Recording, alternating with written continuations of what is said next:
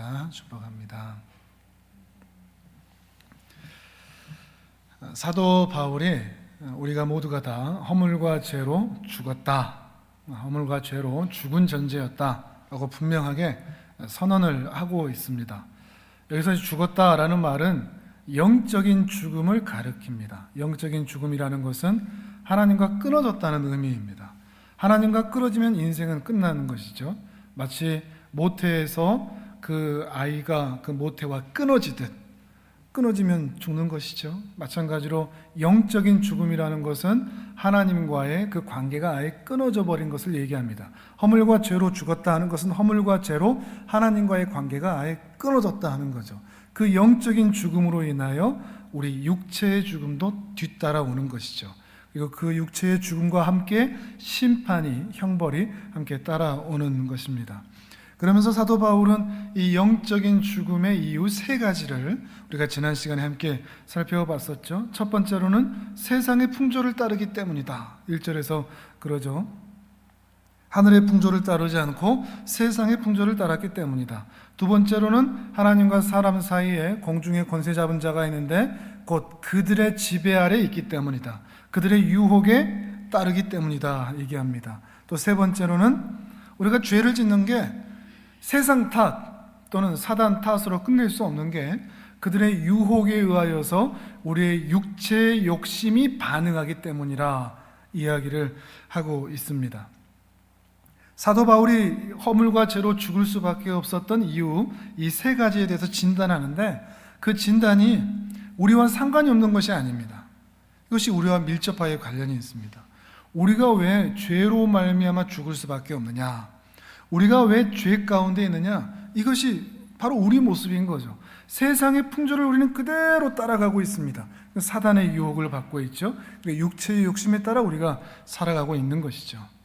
우리는 이 세상에 살면서 이 익숙한 세상의 풍조에 우리는 그대로 그냥 그렇게 살아가고 있습니다. 먹는 것, 입는 것, 생각하는 것, 말하는 것, 또 가치관, 그 모든 것들이 세상의 흐름에 그대로 따라가고 있습니다. 우리도 알지 못하는 사이에 이미 익숙해져 버렸죠. 우리도 알지 못하는 사이에 세상의 풍조에 너무나 익숙해 있습니다. 그러다 보니까 혹 교회는 다닌다고 할지라도 하늘의 풍조를 잘 모르는 경향도 있는 거죠. 교회 생활이 하늘의 풍조에 따르면 어떻게 해야 되는가와 자칫 교회 생활이라고 할지라도 세상의 풍조에 따라서 교회 생활을 할 수도 있습니다. 마찬가지로 결혼이나 가정도 마찬가지죠. 교회 다닌다고 핵심이 아닌 거죠. 예배를 드렸다고 다 넘어갈 수 있는 게 아닙니다. 우리가 어떤 자리, 어떤 환경에 있든 우리도 알지 못하는 사이에 세상의 풍조에 따라서 우리가 살아갈 수 있다는 것을 기억해야 한다는 것입니다. 그리고 바로 그때 세상에 익숙해져 있는 바로 그때 사단이 훅 치고 들어오는 것이죠. 그렇게 해서 더 익숙하게 만듭니다. 그리고 우리에게 속삭이죠. 그렇게 살아도 돼. 세상 사람들 다 그렇게 살잖아. 양심도 무디게 만듭니다. 죄를 죄로 깨닫지 못하게 만듭니다. 그것까지는 죄가 아니야. 그것까지도 하나님께서 이해해 주실 거야 라고 우리 스스로 생각하게 만들기도 하는 것이죠. 그러면서 굳이 성경대로 살지 않아도 된다 라고 우리 안에 유혹을 던져주는 거죠. 낚싯밥을 던지는 거죠. 그러면 우리의 육체의 욕심이 반응을 합니다. 그것을 덥석 무는 것이죠. 세상과 사단의 유혹에 우리가 반응을 하는 것입니다. 그리고 우리는 무엇을 선택하느냐? 이것을 우리가 늘 생각할 필요가 있는데, 그런 유혹에 대해서 우리가 좋게 반응할 때도 있고 안 좋게 반응할 때도 있다. 순종으로 반응할 때가 있고 불순종으로 반응할 때가 있다라고 생각을 하는데, 근데 우리는 늘 불순종으로 반응합니다. 그게 허물과 죄로 죽었다는 의미이고 우리의 선택은 항상 악한 것입니다. 그렇지 않은 때가 없습니다. 그것을 사도 바울은 뭐라고 표현하는가 하면 3절에서 본질상 진노의 자녀라 라고 얘기합니다. 본질상이라는 것이 그런 의미죠. 3절을 같이 한번 읽어봅니다. 3절 시작. 전에는 우리도 다 그 가운데서 우리 육체의 욕심을 따라 지내며 육체와 마음에 원하는 것을 하여 다른 이들과 같이 본질상 진노의 자녀이었더니. 아멘. 쉽게 얘기하면 본능적으로라고 얘기할 수 있습니다. 본능적으로. 사람은 본능적으로 악한 것을 택하게 되어 있습니다. 사람은 본능적으로 하나님이 기뻐하지 않으시는 세상의 풍조와 사단의 유혹에 예스라고 대답할 수밖에 없습니다.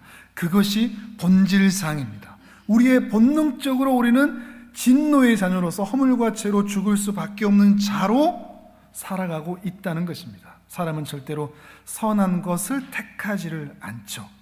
그런데 문제는 뭐냐? 우리 스스로를 좀 괜찮게 생각한다는 겁니다. 내가 본래 착한 사람이고 괜찮은 사람인데 내가 한두 가지 또 몇 가지 약점은 있어, 이렇게 생각하는 거죠. 또 우리의 자녀들이나 가까운 사람들을 향해서도 그렇습니다. 본래 착한 사람인데 몇 가지 약점이 있어서 그래 라고 이야기할 때가 있는데 대단한 착각인 거죠. 인간은 태어나면서부터 단 한 번도 선한 적이 없었습니다. 물론 하나님 앞에서 말이죠. 단 한순간도 죄에서 벗어날 수 없었고 우리는 심지어 단 한순간도 하나님 앞에서 괜찮았던 적이 없다고 성경은 분명하게 말하고 있는 것입니다. 왜라고요? 본질상 진노의 자녀이기 때문에 그런 것입니다. 사람은 언제나 항상 세상의 풍조를 좋아합니다. 하나님의 말씀이 없고 성령님의 역사가 없다면 우리는 하늘의 풍조를 따르지 않습니다. 하늘의 풍조는 따분하다 여깁니다. 지겹다 여기죠. 그런데 구원이 여기 있다 하니 그냥 따라가는 신용을 할 때도 있다 하는 것입니다. 사람은 항상 언제나 사단의 유혹에 달콤하게 넘어갑니다. 그것들을 늘 선택하죠. 마음의 정욕대로 선택을 하는 것입니다. 그런데 우리는 겉으로는 괜찮아 보이려고 애를 쓰는 것입니다. 그러나 우리가 우리 자신을 알죠. 여러분의 속마음에, 우리 자신의 속마음에 겉으로는 괜찮아 보인다고 할지라도 얼마나 악한 것들이 하루에도 수십 번, 수백 번, 수천 번 이 가슴팍을 지나가는지를 우리 자신은 너무나 잘 압니다. 썩은 냄새가 진동하다는 것을 사실 우리 자신이 너무나 잘 알고 있습니다. 너무 과장됐다고 생각할까요? 너무 부정적으로 사람을 본다고 생각할까요? 만약에 여러분 안에 이 마음판에서 지나가는 모든 생각을 어떤 전광판에다가 딱 띄워놓을 수 있다. 내 머리 위든지 아니면 대형 전광판이든지 하루 동안에 일어나는 내 마음의 생각을 그대로 다 노출한다. 그러면 여러분은 환영하실 수 있겠습니까? 다른 사람 거 한다 그러면 재밌다 그럴 겁니다. 그런데 내 거 한다 그러면 아무도 동의할 사람은 없을 겁니다. 우리 안에 그렇지 않습니까? 괜찮은 척하지만 비난하고 푸념하고 불평하고 분노하고 짜증내고 질투하고 미워하는 그런 마음, 그것이 우리 안에 있는 거죠. 그리고 그런 마음들을 우리가 절제하지를 못합니다. 계속해서 우리 안에서 일어나는데 누르는데 절제가 되지를 않습니다. 그런데도 스스로는 이 정도면 좀 괜찮아진 거 아닌가? 라고 생각할 때가 있다는 거죠. 제가 그런 착각을 최근까지도 했던 게 뭔가 하면, 제가 뭐 다른 건 다 안 되지만 이 먹는 거, 이 음식에 대한 절제는 나는 좀 한다라고 생각을 했었거든요.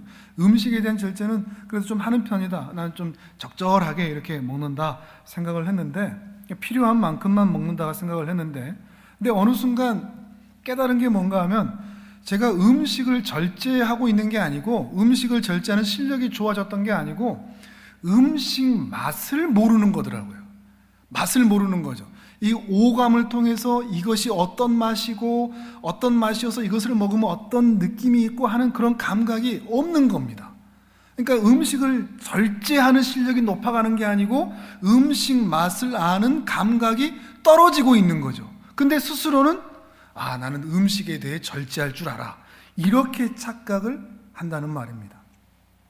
사람은 이렇게 자기 자신을 늘 좋게 생각하는 경향이 있습니다. 자기 자신도 알지 못하는 사이에 신앙생활 하면 할수록 내가 지금 조금 좋아지고 있어 라고 스스로를 좋게 보는 경향이 있다는 거죠.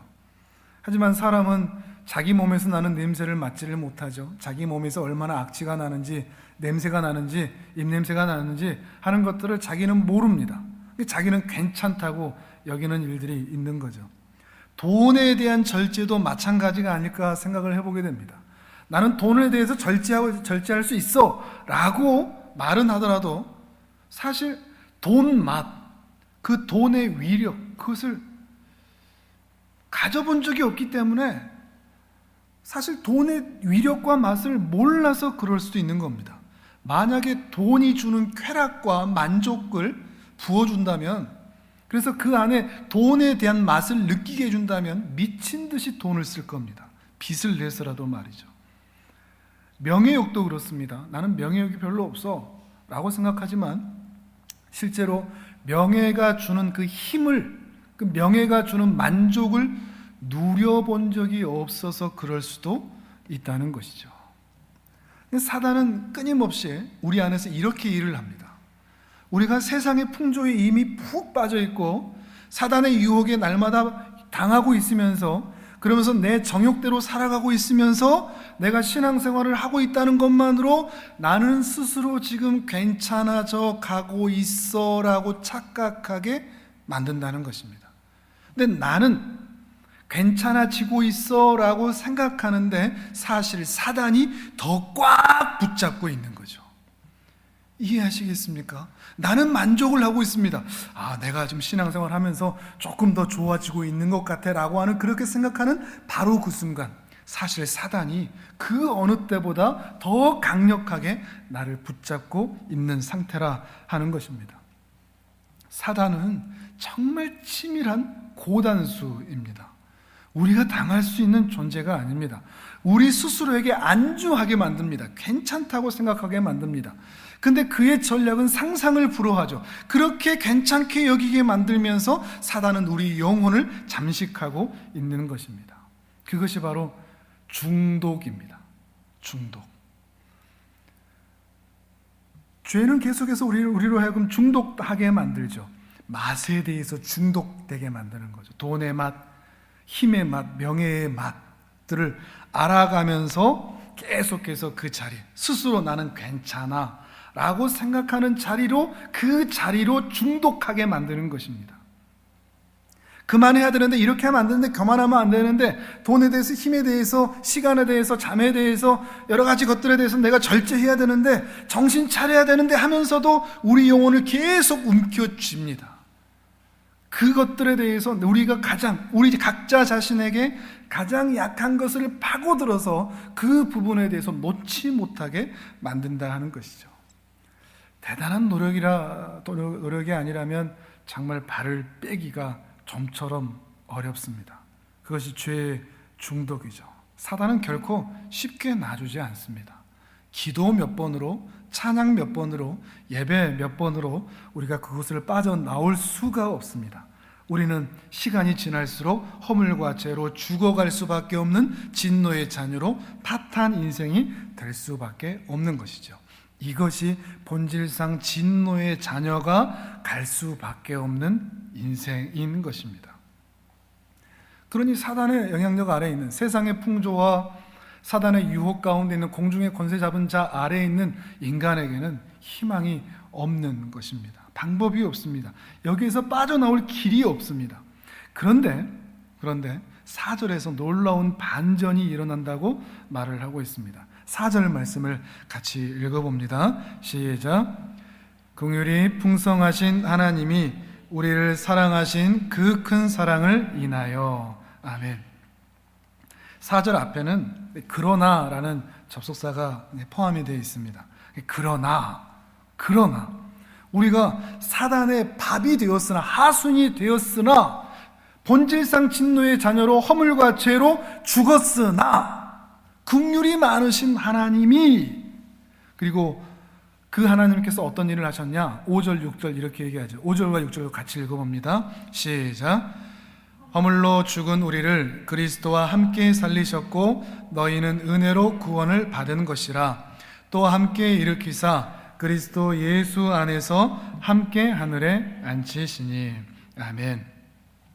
죽은 존재였는데, 허물과 죄로 죽은 존재였는데, 그래서 사단의 그 하수에서, 사단의 그 목덜미에서 빠져나올 방법이 없었는데, 그냥 빠져나왔다 정도가 아니라 긍휼이 많으신 하나님께서 긍휼과 사랑을 베풀어 주셨는데, 그 결과가 뭔가 하면 그리스도와 함께 살리셨다, 구원해 주셨다는 거죠. 그리고 함께 일으켜 주셨다, 부활의 은혜를 말하는 겁니다. 그리고 장차 그리스도 예수 안에서 함께 하늘에 앉히실 것이다 얘기를 하고 있습니다. 반전이죠. 근데 이 반전도 보통 반전이 아닙니다. 그냥 사단의 그 아가리에서 건짐을 받았다로 반전을 말하지 않습니다. 우리가 사단의 아래서 죄와 허물로 죽었는데 이제 우리가 거기서 벗어났어로 끝나지 않고 그리스도와 함께, 누구와 함께? 그리스도와 함께, 우리 자신만 얘기하지 않습니다. 놀랍게도 우리 그리스도, 우리 주님 그리스도와 함께 살리시고 함께 부활을 하는 사람으로, 부활의 능력으로 일으켜 주시고, 그리고 장차 그리스도와 함께 하늘에 앉는 존재로, 함께 하늘에 사는 존재로 우리를 구원해 주셨다는 것을 말하는 것이죠. 반전의 은혜이죠. 여러분은 이 반전의 은혜를 믿으십니까? 이 은혜를 경험하고 있습니까? 4절의 시작에 그러나가 있다고 그랬죠. 그러나 우리가 이전에는 어떤 존재였는데 우리가 예수 그리스도로 인하여 그러나의 은혜를 경험하고 있다. 반전의 은혜를 경험하고 있다. 이 은혜를 정말 사모하십니까? 이 은혜를 경험하고 있습니까? 그리고 이 은혜를 경험하기를 원하십니까? 예를 들어서 우리가 함께 일으키신다고 그랬는데 우리가 언젠가 죽음의 강을 건너야 할 때가 반드시 옵니다. 그런데 부활의 은혜가 있기 때문에 우리는 그 죽음이 너무 두렵지는 않은 존재로 살아갈 수가 있습니다. 몇 주 전에 그 대구에서의 자매 이야기를 한 적이 있죠. 이때 다시 한번 확실히 깨닫는 것이 바로 이 부활의 은혜였습니다.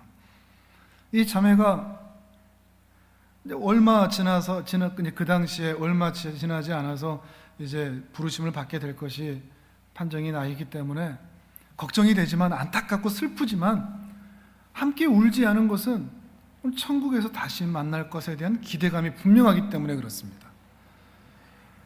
우리가 이 죽음에 대해서, 질병에 대해서 정말 두렵습니다. 그런데 우리에겐 반전이 있습니다. 천국에서 다시 만난다 하는 것입니다.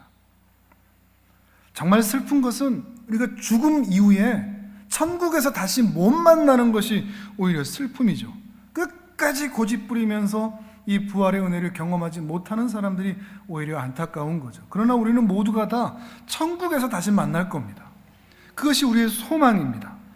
천국에서 우리 남편을 다시 만나고 아내를 다시 만납니다. 자녀들을 다시 만나고 우리 사랑하는 성도들을 다시 만날 겁니다.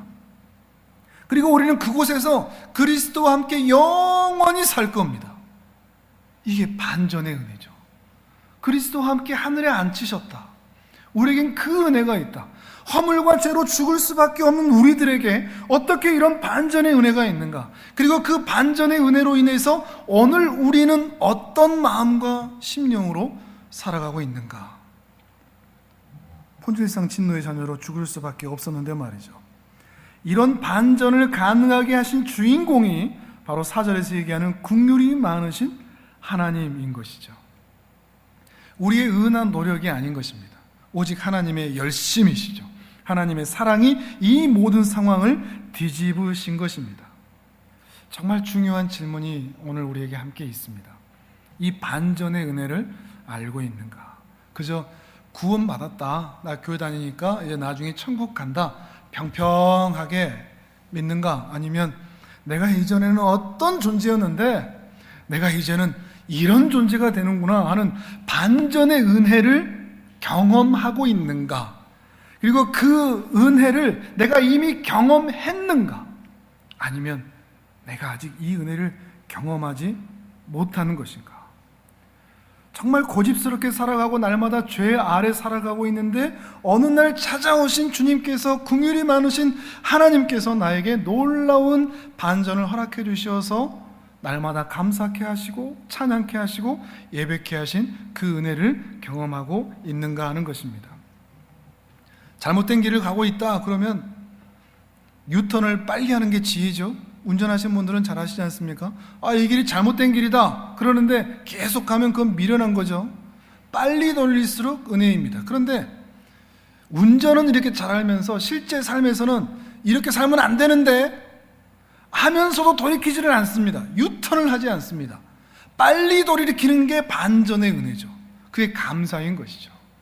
고집부리지 않고 주님의 은혜를 사모하며 그 은혜 가운데서 바른 길로 돌이키는 것입니다. 빨리 돌이킬수록 시간과 에너지를 줄일 수 있습니다. 낭비하지 않을 수가 있는 것입니다. 이 은혜를 허락하신 분이 하나님이신 거죠.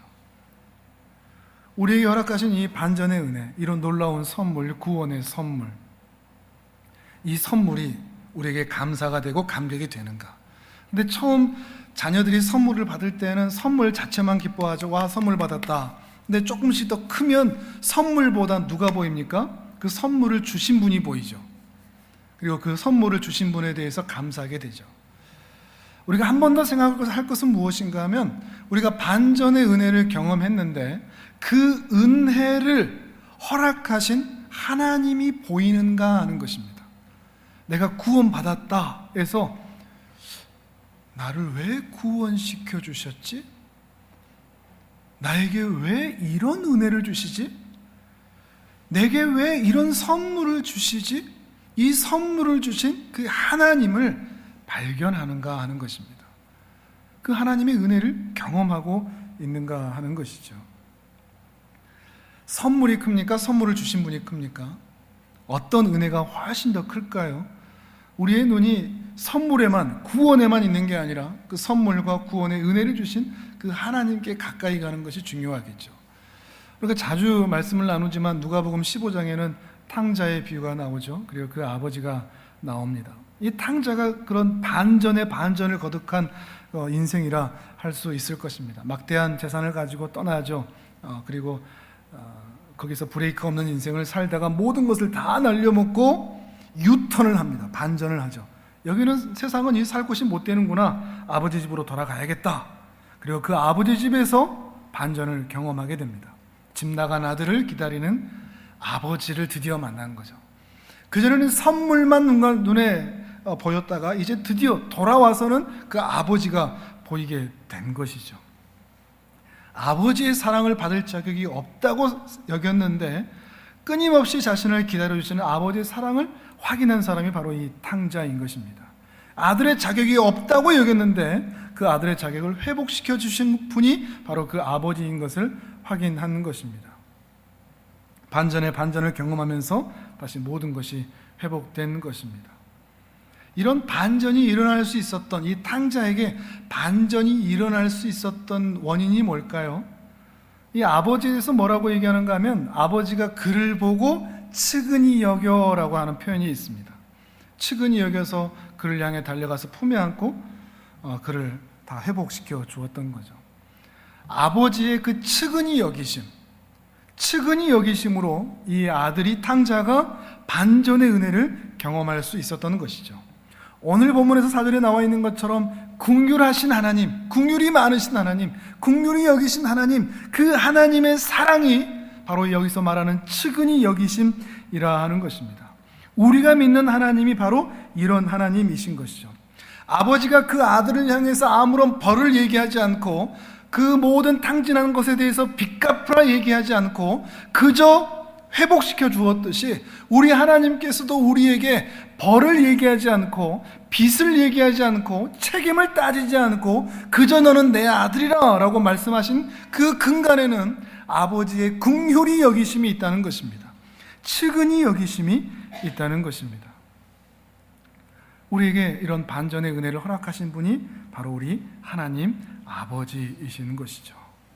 여러분, 그 아버지를 오늘도 만나셨습니까? 그 아버지와 가까이 계십니까? 그 아버지와 혹시 너무 멀리 떨어져 있지 않습니까? 그 둘째 아들 탕자처럼 너무 멀리 도망가 있지는 않습니까? 세상의 풍조를 따라 세상을 사랑하며 살아가고 있지 않습니까? 혹 오늘 하루 사단의 유혹 가운데 내 육체의 욕심을 따라 살아가지는 않았습니까? 이미 우리가 측은히 여기시는, 긍휼히 여기시는 그 하나님의 사랑을 이미 경험했지만 또다시 오늘 우리에게도 그 치근히 여기시는 그 아버지의 사랑이 너무나 필요합니다. 간절히 기도할 필요가 있습니다. 주님, 그 사랑을 다시 힘있게 도와주십시오. 다시 반전의 은혜를 경험할 수 있도록 아버지의 그 긍휼히 여기심을 입을 수 있도록 주여 은혜 베풀어 주십시오. 또한 우리 사랑하는 사람들, 고집 부린 채 유턴해야 되는데 잘못된 길로 쭉 직진하고 있는 그 사람들, 주님 유턴하게 도와주십시오. 그들에게 반전의 은혜를 허락해 주십시오. 그들이 돌이켜서 아버지의 사랑을 경험할 수 있도록 도와주십시오. 우리가 주일에 함께 나눴던 말씀처럼, 그러므로 우리는 긍휼하심을 받고 때를 따라 돕는 은혜를 얻기 위하여 은혜의 보좌 앞에 담대히 나아갈 수밖에 없는 우리 연약한 존재들인 것이죠. 우리 사랑하는 성도들이, 또 사랑하는 가족들이 그 긍휼하심을 온전히 받을 수 있도록 하나님의 그 긍휼히 여기심, 불쌍히 여기심, 그 둘째 아들 당자마저도 붙잡아 주시고 안아주시고 달려가 주셨던 것처럼 주님, 나에게도 그런 사랑과 은혜를 베풀어 주시고 오늘도 그 은혜를 부어주시고 평생토록 그 은혜와 긍휼이 나를 떠나지 않게 하시고 내 사랑하는 가족들에게도 그 은혜가 끊어지지 않도록 주여 은혜 베풀어 주옵소서. 이것이 우리의 기도가 간절히 소망이 되어야 할 것입니다. 우리 그동안 세상과 사탄에 의해서 정말 너무 정신없이 살았습니다. 스스로 괜찮다고 여기면서 여기까지 왔습니다. 참 많이 낭비하면서 살았습니다. 이제 우리 옛 삶을 완전히 청산할 수 있기를 바랍니다. 세상과 사단이 뭐라 할 때마다 아니요 라고 대답하고, 하나님께서 그리고 하나님의 말씀으로 우리에게 말씀하실 때 그 말씀이 무엇이든 예라고 말씀할 수 있는 그 은혜와 그 긍휼을 경험하는 우리 모든 성도님들 되시기를 주님의 이름으로 축복합니다. 아멘. 우리 시간 함께 기도하겠습니다.